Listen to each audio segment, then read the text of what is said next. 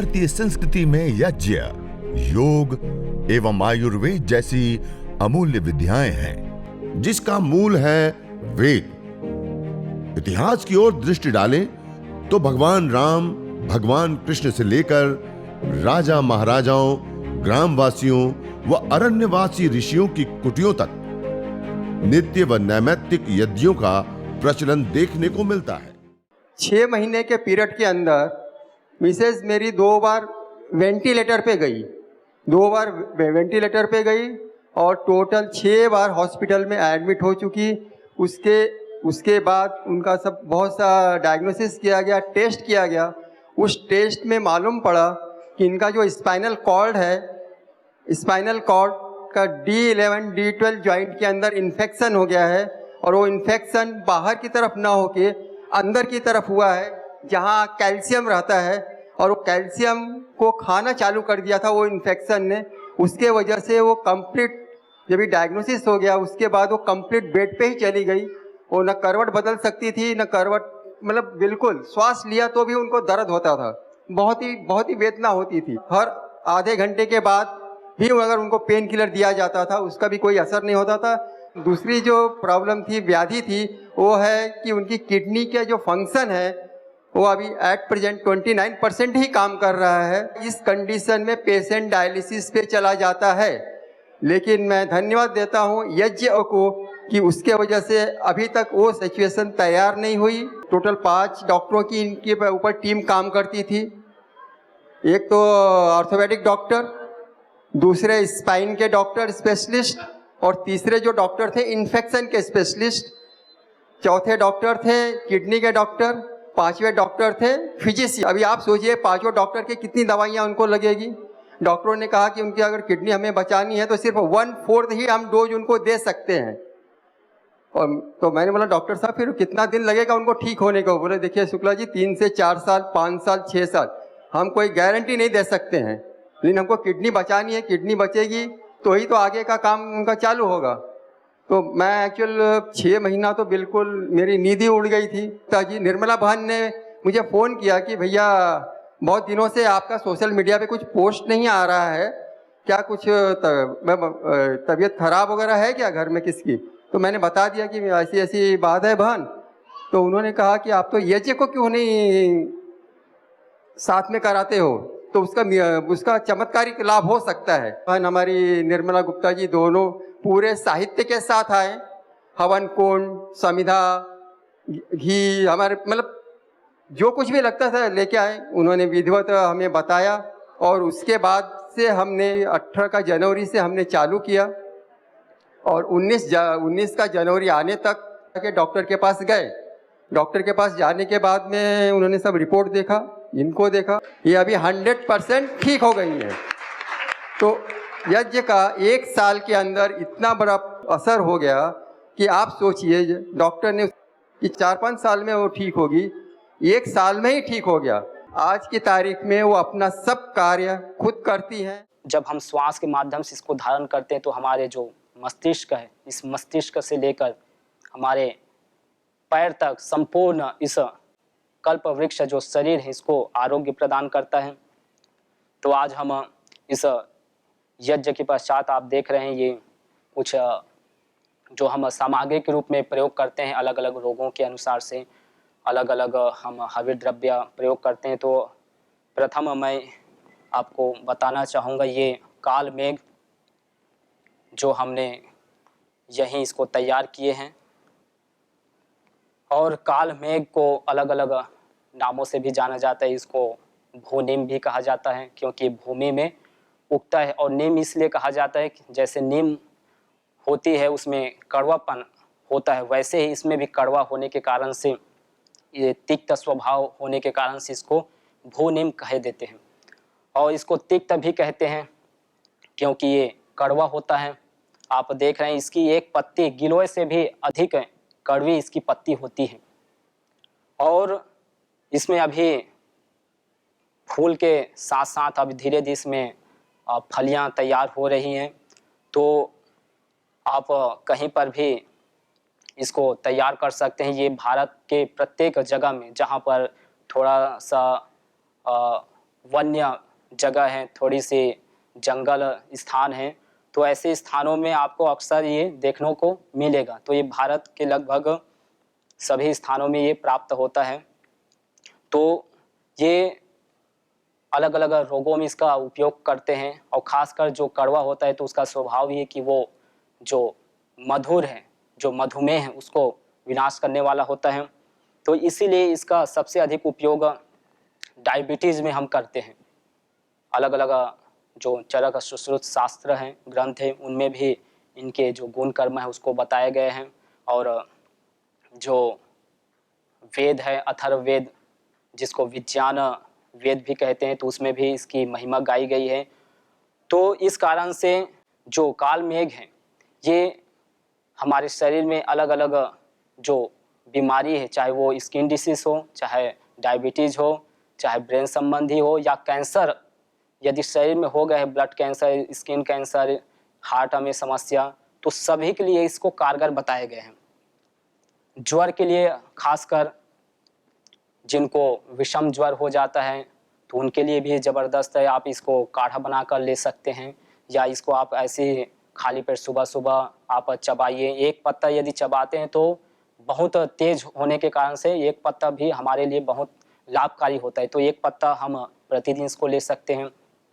और अंतिम में जो हम प्रयोग करते हैं वो आप सामने देख रहे हैं, जो हवन है, इसमें हम ज्वर नाशक के रूप में इसमें हम त्वचा, जिनको स्किन डिसीज हो जाता है, सोराइसिस, एक्जिमा, कुष्ठ रोग, या शरीर में दांत खाद खुजली, तो उसके लिए हम इसको प्रयोग करते हैं। इसको सुखाकर, अब इसमें फल चालू हो गए तो इसमें जो बीज है वो बीज भी ज़बरदस्त इसके लाभकारी है। और मार्केट में चूँकि ये अधिक उपलब्ध होने के कारण से मार्केट में यही मिलता है। जो चिरायता हम सुनते हैं तो चिरायता और काल में लगभग समान गुण वाले होते हैं। इस कारण से चिरायता की जगह में काल मेघ ही हमको मार्केट में अधिकतर देखने को मिलता है, क्योंकि जो चिरायता है वो बहुत ही दुर्लभ औषधि है, तो उसका सामान्य हमको ऐसे नहीं मिलता, वो हिमालय में पाया जाता है और थोड़ी मात्रा में वो मिलती है औषधि। तो इस कारण से उसमें थोड़े से मिलाकर और गुण कर्म समान होने के कारण से चिरायता के रूप में इसी को लोग जानते हैं। तो ये काल मेघ है, जिसको हम अलग अलग ज्वर नाशक, जैसे मैंने कहा, तो उसके रूप में इसको हम प्रयोग करते हैं। तो आप कहीं पर भी ऐसे आप पहचान कर अपने घर में लगा सकते हैं। बहुत ज़बरदस्त है ये, जिनको डायबिटीज़ हो गए, स्किन डिसीज़ हो गए, ज्वर हो गए हैं और कैंसर, वैसे भयानक रोगों में आप इसको प्रयोग कर सकते हैं। फिर ये चित्रक हैं, ये चित्रक जो सुगंधित होता है, इसमें फूल भी आ गए हैं, आप देख रहे होंगे ये, और इसमें धीरे धीरे अब फल, ये 3 प्रकार के होता है, एक तो सफ़ेद होता है, एक लाल होता है, एक नीले रंग का। तो इसमें अभी फूल तैयार हो रहे हैं। तो इसका जो मूल है, मूल औषधि के रूप में प्रयोग होता है, जिसको अनंत मूल कहा जाता है जिसको। तो इसके जो मूल है वो सुगंधित होता है। तो उस मूल को हम अलग अलग रोगों में, खासकर जो शरीर में, जैसे हमारा जो उदर है, मंदाग्नि पड़ जाता है, अग्नि जो है शांत हो जाती है, तो उसको तेज करने के लिए, क्योंकि ये तेज होता है, इसका जो जड़ है, जैसे अपमार होता है, अपमार के जो जड़ होता है उसमें थोड़े से तिक्तपन होता है, तो वैसे इसके जो जड़ है इसमें भी तिक्तपन होने के कारण से जब इसको हम लेते हैं, तो लेने के कारण से हमारा जो ज्वर है, हमारे जो पेट में किसी प्रकार की यदि कृमि हो गई या मंदाग्नि पड़ गई है, तो उसको ये तेज करने के लिए जो चित्रक है बहुत बड़ी औषधि है। उसके साथ साथ फिर दम बेल आप देख रहे हैं, इनका नाम ही दम बेल है, अर्थात दमा को दूर करने वाली बेल है। ये बहुत बड़ी हो गई है, तो इसको हमने यहाँ तैयार की है। और सिर्फ ये दमा को ही नहीं हरती, ये किसी को यदि आंत्र वृद्धि हो गई, अर्थात अल्सर, तो उसके लिए भी बहुत, इसके पत्ता को आप ले सकते हैं। इसके आप बेला को आप सुखाकर हवन सामग्री के रूप में आप, जिनको दमा अस्थमा हो जाता है, श्वास का फूलना है, हार्ट में ब्लॉकेज है, तो उसके लिए ये बहुत ही सुंदर औषधि है। इसमें थोड़े से ये रेशेदार होती है, तो ये कहीं पर भी आप अपने गमले में उगा सकते हैं। और साथ में आप इधर देख रहे हैं, ये है पिपली, जिसको पिपला इसके जो फल है वो काले काले आते हैं पकने के बाद, तो इसमें अभी समय लगेगा ये तैयार होने में। तो इसमें जो फल आते हैं उसका हम औषधि के रूप में प्रयोग करते हैं। काले जैसे आप देखे होंगे कैप्सूल होते हैं, वैसे ही कैप्सूल की तरह सेम ये इसका जो बनावट है बीज का, इसका जो फल है उसका, वो सेम वैसे ही होता है। तो इसको हम जिनको सर्दी जुकाम है, जिनको कफ है, तो कफ निस्सारक भी होता है ये, और साथ में हमारे ब्रेन के लिए भी अच्छा होता है ये। तो पिपली तो इस पौधे का नाम है, इसका जो फल है उसको पिपला के रूप में ये मार्केट में बिकता है, बाजार में इसको अधिक से अधिक लोग खरीदते हैं। जिनको सर्दी जुकाम कफ इत्यादि ज्वर है तो उसके लिए भी, जिनको एलर्जी, चाहे वो स्किन एलर्जी हो या श्वास संबंधी एलर्जी हो, तो उसके लिए ये बहुत रामबाण औषधि है। तो इसको आप, इसके जो फल है उस फल को इस प्रकार से अंगारे में आप रख दीजिए और धीरे धीरे जो मंद धुनी निकल रहे हैं वहाँ बैठ कर आप, किसी को यदि सर्दी जुकाम है तो आप बैठ कर यदि डीप ब्रीदिंग करते हैं, श्वास प्रश्वास करते हैं, इस भैषज प्राण ऊर्जा को यदि हम धारण करते हैं तो निश्चित रूप से उसमें हमको लाभ मिलता है। जिनको अत्यधिक बलगम तैयार होता है नाकों में, अत्यधिक जिनको सर्दी जुकाम, थोड़े से मौसम चेंज होता है, ऋतु बदलती है या संधि का समय आता है, तो उतने में ही जिनको सर्दी जुकाम हो जाता है, तो ऐसी स्थिति में जो पिपली मूल जो फल है उसका हम प्रयोग करते हैं। फिर आगे जो आप देख रहे हैं तुलसी, ये तो सबको मालूम ही है, सब इससे परिचित है ही, लेकिन इसमें भी बहुत सारे वैरायटी है, करीब 10-15 इसकी वैरायटी है। इसमें वन तुलसी भी है, फिर जिसको हम मेमरी बोलते हैं उस प्रकार की तुलसी है, फिर सफ़ेद तुलसी है, और लेमन तुलसी है, लौंग तुलसी है, कपूर तुलसी, तो ऐसे बहुत सारे फ्लेवर वाली तुलसी हमको मिलती है। मरवा तुलसी है। तो तुलसी के बहुत सारे प्रकार वैरायटी, तो उन सब में यदि कोई श्रेष्ठ, यदि गुण कर्म स्वभाव वाले हैं, सबसे यदि किसी रोगों में प्रभावशाली है, तो वो है ये काली तुलसी, जिसको कृष्ण तुलसी बोलते हैं। इसका दूसरा नाम वृंदा है, जो हम सुनते हैं मथुरा के पास वृंदावन, तो ये वहाँ अत्यधिक मात्रा में पहले होती थी। इसका एक वन ही होता था, इस कारण से उस जगह का नाम वृंदावन पड़ा। तो ये वृंदा तुलसी का एक नाम है। तो ये काली तुलसी सर्वश्रेष्ठ औषधि है सभी तुलसियों में। तो इसका भी हम ब्रेन के लिए, जिनको वात संबंधी रोग हो जाते हैं, ये त्रिदोष नाशक है। साथ में ये जो चित्रक है ये भी त्रिदोष नाशक है। तो तुलसी की जो मैं बात कह रहा था कि तुलसी को आप, जिनको सर्दी जुकाम है, ज्वर है अत्यधिक, जिनको बार बार बुखार आता रहता है, तो वो इनके पत्ते को, क्योंकि इनके जो पत्ते हैं इसमें सिट्रिक एसिड पाया जाता है, तो इसको चबाकर यदि खाते हैं तो हमारे जो दांत है वो कमज़ोर पड़ जाते हैं, इसलिए इसको चबाकर नहीं खाना चाहिए। इसको आप या काढ़े बना लें, कूट कर इसको रस निकाल कर सीधा पी जाएं तो हमारे स्वास्थ्य के लिए अच्छा होता है। बाकी आप इसको सुखा सकते हैं अपने घर में, तो उसको आप काढ़ा बनाकर आप पिए अलग अलग और जो औषधि उसमें मिलाकर। और अंतिम जो यज्ञ है उसमें आप प्रयोग कर सकते हैं। इनके जो पंचांग है हम यहाँ प्रयोग करते हैं। हम तुलसी की समिधा भी तैयार करते हैं, उसको हम इसमें डालते हैं। जो पुरानी तुलसी हो जाती है 1 वर्ष 2 वर्ष की, तो बहुत मोटी हो जाती, तो वो समिधा के रूप में काम आती है। तो ये तुलसी को आप पंचांग आप प्रयोग कर सकते हैं। तो इसका भी वैसा ही लाभ है जैसे हम इसको कच्चे में लेते हैं। और इसीलिए तो जो आयुर्वेद है उसमें एक प्रसिद्ध श्लोक आता है कि आयुर्वेदेषु यत् प्रोक्तम यस्य रोगस्य भेषजम तस्य रोगस्य शांत्यर्थम तेन तेनैव होमयेत्। अर्थात जिन औषधियों का सेवन जिन रोगों के लिए कहा गया है आयुर्वेद में, उन्हीं औषधियों का सेवन हम उन्हीं बीमारियों को हरने के लिए करते हैं। वैसे ही हम यज्ञ में उन्हीं औषधियों को प्रयोग करें जिन रोगों के हरण हम चाहते हैं। तो इस प्रकार से इसका जो गुण कर्म स्वभाव है उसको हम ले सकते हैं कि ये हमारे मस्तिष्क के लिए ज़बरदस्त है। जिनको मिर्गी हो जाता है, जिनको एपिलिप्सी है या पार्किंग्स रोग है, मस्तिष्क के संबंधी जितने भी उन्माद, चिड़चिड़ापन या मेधा बढ़ाने के लिए भी अच्छा से ये अच्छी औषधि है। साथ में जो स्किन डिसीज है उसके लिए भी अच्छा है, हमारे लीवर के लिए अच्छा है, जिनको हेपेटाइटिस हो जाता है ABC, तो उसके लिए भी ये ज़बरदस्त है। तो ऐसी जो औषधि है, इस औषधि का हम तीनों रूप में ले सकते हैं।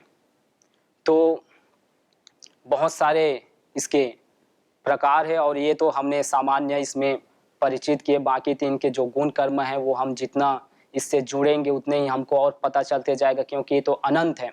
और इसीलिए कहा गया कि अमंत्रम अक्षरम नास्ति नास्ति मूलम अनौषधम अयोग्य पुरुषो नास्ति योजकस्तत्र दुर्लभः, कि संसार में ऐसे कोई अक्षर नहीं है जिससे मंत्र ना बने, और ऐसी कोई जड़ी बूटी नहीं है, ऐसे कोई घास फूस नहीं है, पेड़ पौधे वृक्ष आदि नहीं है जिसमें औषधीय गुण ना हो, और ऐसे कोई मनुष्य नहीं है जिसमें कोई गुण ना हो। अर्थात सबके अंदर गुण है, कहीं ना कहीं जो सृष्टि में हमको जो भी दिखता है सबके अंदर गुण है, परंतु उस गुण को पहचानने वाले कोई विरले ही व्यक्ति होते हैं। जैसे जो शुद्ध हीरे हैं उसकी जो पहचान है वो एक जौहरी ही कर पाता है, वैसे ही इन सभी औषधियों का परिचित जो पहचान है वो कोई विरले व्यक्ति ही कर पाते हैं। तो हम जितने इनसे जुड़ेंगे उतने ही हम इनके स्वभाव को जानेंगे, उतने ही हम इसका लाभ ले सकते हैं।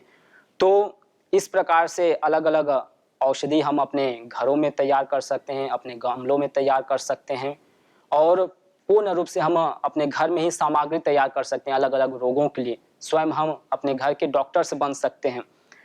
तो ऐसे सभी औषधि का हम निर्माण करें और फिर उसके बाद हवन कर कर हम प्राणायाम करें। प्राणायाम जब हम करते हैं तो हमारे अंदर हम अत्यधिक मात्रा में जो औषधीय द्रव्य है उसको धारण करते हैं, क्योंकि अग्नि का स्वभाव जैसे कहा गया कि ये सूक्ष्मीकरण का सिद्धांत है, यह जो यज्ञ है, तो जो भी हम पदार्थ डालते हैं ये अत्यधिक सूक्ष्म होकर इस वातावरण में फैल जाता है, और सिर्फ एक मनुष्य को ही नहीं बल्कि इस वातावरण में जितने भी जहाँ पर हम यज्ञ करते हैं, जहाँ यज्ञ स्थल है, जहाँ हम यज्ञशाला बना है, वहाँ यदि हवन करते हैं तो उस वातावरण में करीब 4 किलोमीटर की दूरी तक इसका प्रभाव पड़ता है। तो ऐसे यज्ञ को हम क्यों ना करें, क्यों हम इससे अछूता रहें जो इतना लाभ देता है। और ये सिर्फ एक मनुष्य नहीं, जैसे हम अन्य एलोपैथी दवाई इत्यादि लेते हैं तो जो खाने वाला है उसी को उसका लाभ मिलता है, परंतु यज्ञ एक ऐसा माध्यम है जिसके माध्यम से, जिसके द्वारा हम स्वयं अपना ही ट्रीटमेंट नहीं करते बल्कि इस प्रकृति का ट्रीटमेंट करते हैं, बल्कि इस वातावरण में जितने भी जीव जंतु, जीव जगत और जिसको हम नहीं जानते ऐसे लोगों को भी हम ट्रीटमेंट देते हैं, जिनके प्रति या जो हमारे प्रति बैर रखता है या शत्रु का भाव रखता है जो हमारे प्रति, तो उनको भी इसका लाभ मिलता है। क्यों? क्योंकि श्वास तो सभी ले रहे हैं, 24 घंटा सबको लेना ही है, क्योंकि इसकी अत्यधिक आवश्यकता है। हमारे शरीर को, ब्रेन को यदि 2 से 3 मिनट यदि ऑक्सीजन न मिले तो फिर हम मूर्छावस्था में चले जाएंगे और धीरे धीरे शरीर फिर शवासन, शरीर जो है फिर नष्ट हो जाएगा। तो इसलिए इस यज्ञ को हम जितना करेंगे उतने ही हम भैषज प्राण ऊर्जा तैयार करेंगे, उतने ही हम हर्बल्स मेडिसिन तैयार करते हैं और प्रकृति को हम शुद्ध बना सकते हैं। और यह भी कहा गया कि जो जगह, जिस जगह में हम हवन करते हैं वो तो तीर्थ स्थल बन जाता है। भवन बन रहे हैं, पतन हो रहा है, वो धरा वो जमी पावन है जहाँ हवन हो रहा है। बिन बाती न दीप जले होए न देहली उजियारा, ऐसे बिन योग यज्ञ के होए न दुख छुटकारा। यदि जीवन में हम रोग मुक्त होना चाहते हैं, जीवन में यदि कोई परमानेंट साधन, स्वास्थ्य चाहते हैं, आरोग्य चाहते हैं, तो उसके लिए हम इस भारतीय संस्कृति की जो अमूल देन योग है, अमूल देन जो यज्ञ आयुर्वेद है, इसके शरण में हमको आना ही पड़ेगा। और ये तो एक प्रारंभ है, आने वाले समय में इसके प्रति, जैसे आज योग के प्रति एक ग्लैमर छाया हुआ है, हर कोई चाहता है कि हमारा शरीर जो है सुडौल बने, स्वस्थ बने, वैसे ही आने वाले समय में यज्ञ के प्रति एक ग्लैमर तैयार होगा, क्योंकि ये विज्ञान है, ये साइंटिफिक है, ये कोई पूजा पद्धति ही नहीं है, बल्कि ये पूर्ण रूप से चिकित्सा पद्धति है। ये एक पिंड से लेकर ब्रह्मांड संपूर्ण में संतुलन कायम करने वाला है। तो ऐसी यज्ञ विधा को हम अपने जीवन में अपनाएं और इन औषधियों को अपने जीवन में हम धारण करें, क्योंकि जितना हम प्रकृति से जुड़ेंगे, जितना हम अपने इस परमपिता परमेश्वर की जो कृति है उनसे जुड़ेंगे, उतने ही हम स्वस्थ रहेंगे। तो जैसे मैं बता रहा था कि ये अलग अलग औषधि, इसी प्रकार से आप गिलोय को भी जो हम सुनते हैं, अमृत जिसको कहा गया है, जिसको काट देने के बाद वो मरती नहीं है। आप देखे होंगे यदि मूल को काट देते हैं गिलोय के, फिर भी वो वृक्ष में लटके हुए अपना जीवन चला लेती है। तो ऐसे जो गिलोय औषधि जिसको अमृतवल्ली, जिसको गुडुचि कहा गया है, तो ऐसे गिलोय को भी आप लगाए, उसकी सामग्री में आप प्रयोग कर सकते हैं। उसको आप समिधा के रूप में भी ले सकते हैं सुखाकर, बाकी तो हम काढ़े के रूप में लेते हैं। पतंजलि के जो अलग अलग सेंटर्स हैं वहाँ पर उपलब्ध हो ही जाते हैं। तो इस प्रकार से हम प्रयोग कर सकते हैं। यदि किन्हीं को जो शहर में रहते हैं या अलग अलग जगह में जहाँ उपलब्ध औषधि ना हो, तो जो पतंजलि की स्टोर है ज्वर नाशक, अब जिनको ज्वर हो गए हैं तो आप ज्वर नाशक जो औषधि है उसको आप यदि हवन करते हैं घी मिलाकर, तो आप अपने जो ज्वर है उसको दूर कर सकते हैं। तो ऐसे जो यज्ञ की विधा पावनी परंपरा, इसको हम अपनाएं और अपने जीवन को सुंदर स्वस्थ आरोग्यमय बनाएं। तो आज हमने यह जाना, यह सीखा कि कैसे कम समय में हम अग्निहोत्र कर सकते हैं, कैसे कम समय में अग्निहोत्र करके हम पूर्ण रूप से लाभ प्राप्त कर सकते हैं, और साथ में जो औषधीय गुण है उसको अपनाकर हम स्वयं एक डॉक्टर बन सकते हैं बिना कोई सर्टिफिकेट के। क्योंकि हम जब प्राचीन समय में देखते हैं तो कोई किसी के पास कोई सर्टिफिकेट नहीं होता था, वो एक परंपरा के तहत स्वयं उनको जानकारी होती थी कि इस औषधि का क्या गुण कर्म है, इसका मैं कैसे उपयोग लूं, इस काल मेघ का क्या गुण कर्म है, इसका मैं कैसे उपयोग लूं। तो एक परंपरागत उनको सारे नॉलेज होते थे। तो इस कारण से वो स्वस्थ रहते थे। इस कारण से वो कभी भी कोई यदि सर्प भी काट लिया, कभी कोई मौसम के अनुकूल, या कभी ऐसा हुआ कि हमारा शरीर जो है अस्वस्थ भी हो गए, तो ऐसी स्थिति में वो तुरंत अपना ट्रीटमेंट कर लेते थे।